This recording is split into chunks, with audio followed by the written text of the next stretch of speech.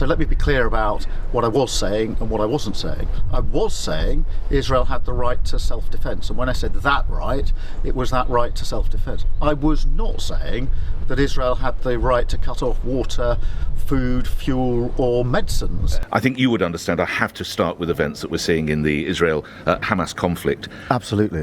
Overnight, Leo Varadkar, who for my listeners is effectively the Irish Prime Minister, has said that Israel have to be careful because if they're not proportionate, they will risk losing global support. So, Keir Starmer, what is a proportionate response in your view? I think the first thing I have to say is responsibility lies with Hamas. This is cold-blooded murder of men, women, even children. It is terrorism, and Israel has the right to defend herself. And there are ongoing situations with hostages, and Israel has the right to do everything that it can to get those hostages back safe and sound, and therefore I'm very clear Israel must have that, does have that right to defend herself, and Hamas bears responsibility. A siege is appropriate? Cutting off power, cutting off water? Well, I think that Israel does have that right. It is an ongoing situation. Obviously, everything should be done within international law, but I don't want to step away from the sort of core principles that Israel has a right to defend herself and Hamas bears responsibility for these terrorist acts. And I would call on all responsible states, particularly Middle East responsible states, to call this out for what it is, and to stand with the world in utterly condemning these actions by Hamas. How disappointed are you there hasn't been more response from the region? I am disappointed. I do renew the call for all responsible states to come forward and call this out for what it is. Just staying with this briefly, if you don't mind me getting too personal, I know your wife is a Jewish woman. Does she have family or friends caught up in this? Yes, we have extended family in Israel, and this will be typical, I think, of many people in Israel, families, communities.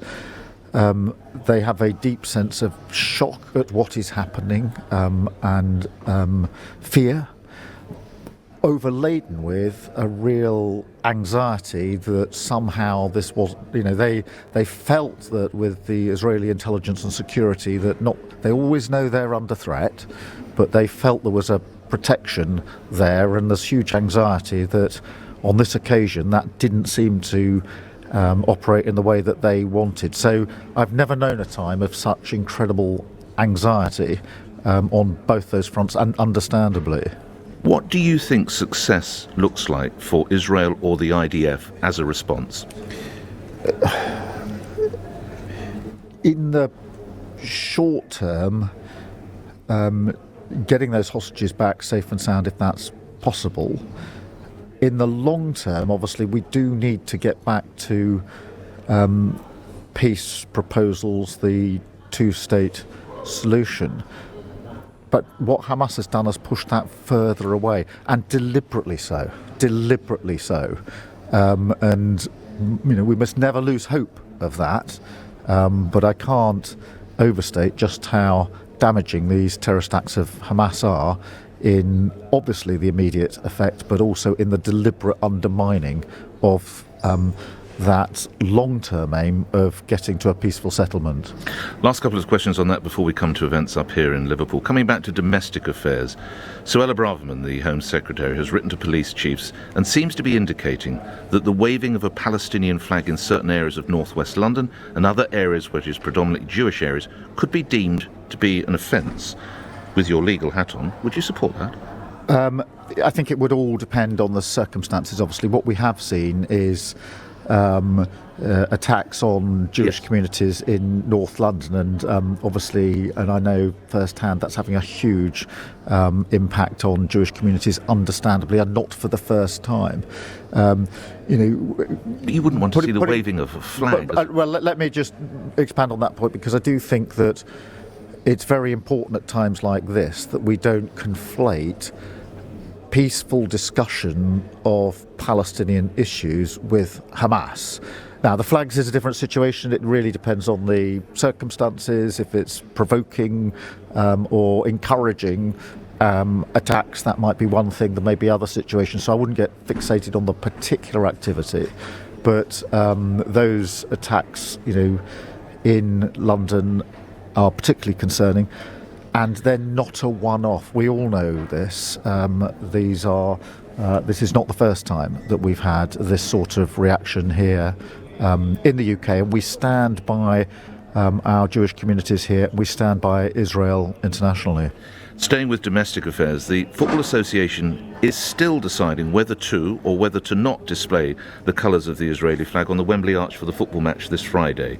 You will be aware they did it in Ukraine as support for Ukraine. Many people say this is, quotes, a no-brainer. The colours should be on the Wembley Arch. Do you agree? I do think that they should be on the arch, because I think the message has to go out that we stand with Israel. The UK stands with Israel, and that is a manifestation of that support. One other question before we come to events in Liverpool.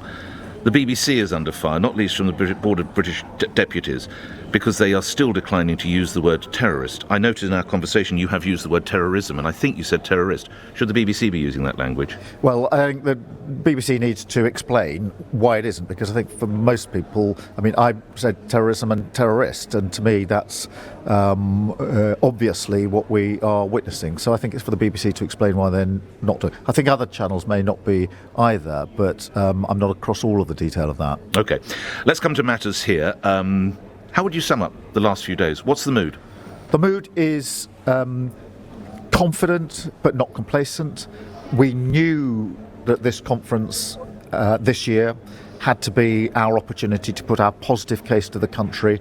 When I took over 3.5 years ago as leader of the Labour Party, I knew I had 3 things to do at speed and in the right order. The first was change the party, and we had to go at speed and be ruthless about it. And I think most people now recognise we've changed the party.